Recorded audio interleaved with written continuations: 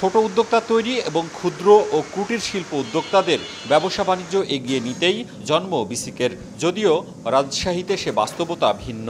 একাধিক প্লট নিয়ে শিল্পনগরীর অধিকাংশই দখল বড় বড় প্রতিষ্ঠানের। বড় প্রতিষ্ঠানগুলো কারখানা বিক্রয় কেন্দ্র একসঙ্গে করে নিয়মের ব্যত্যয়ে নিজস্ব উৎপাদিত নয় এমন পণ্য বিক্রি করছে। বড়দের ভিড়ে হারিয়ে যাচ্ছে ছোট ছোট প্রতিষ্ঠান। ক্ষুদ্র ও কুটির শিল্প সমিতির নামে আমরা ওখানে যা দেখি তার ঠিক উল্টো, বরং ওখানে বড় বড় শিল্প কলকারখানা গড়ে উঠছে, অন্যদিকে কিন্তু আমরা বাণিজ্যিক কেন্দ্রের মতো করে শোরুম স্থাপন করা হয়েছে। নগরীর ছপুরায় অবস্থিত পুরাতন বিসিক শিল্পনগরীর ভাঙা সড়ক, ড্রেনগুলো বেহাল দশা, নেই প্রাচীর, প্রায় চুরি হয় বিদ্যুতের তার।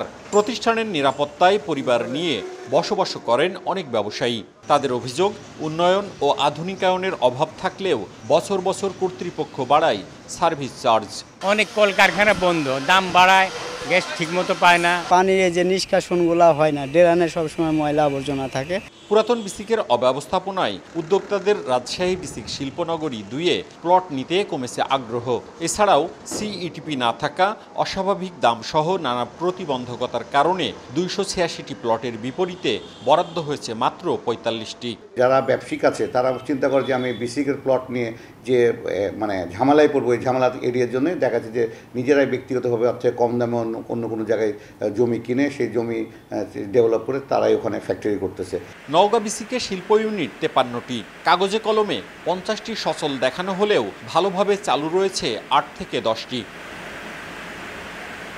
সিরাজগঞ্জ বিসিকের প্রধান সড়কের সংস্কার কাজ বন্ধ থাকায় পণ্য পরিবহনে ভোগান্তির শেষ নেই।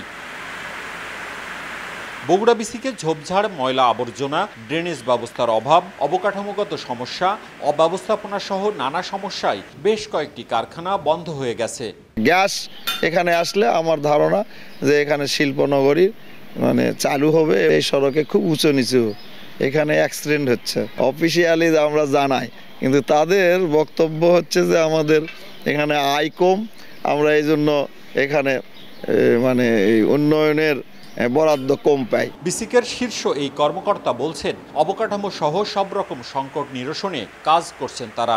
300 একরের যে আমাদের দ্বিতীয় শিল্প পার্ক প্রস্তাবনায় আছে, এটি বগুড়ার জন্য খুবই দরকার বলে আমি মনে করি। সর্বোপরি উত্তরবঙ্গ সহ দেশের অর্থনীতিতে একটা বড় ইতিবাচক প্রভাব পড়বে বলে আমি বিশ্বাস করি। পর্যায়ক্রমে রাজশাহী বিভাগের উদ্যোক্তাদের সঙ্গে কথা বলে সব সমস্যা সমাধানের আশ্বাস বিসিকের ঊর্ধ্বতনদের।